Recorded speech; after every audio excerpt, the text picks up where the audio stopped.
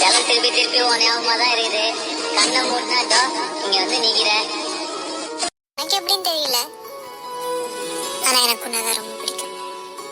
அப்போ இப்போ எப்பவுமே.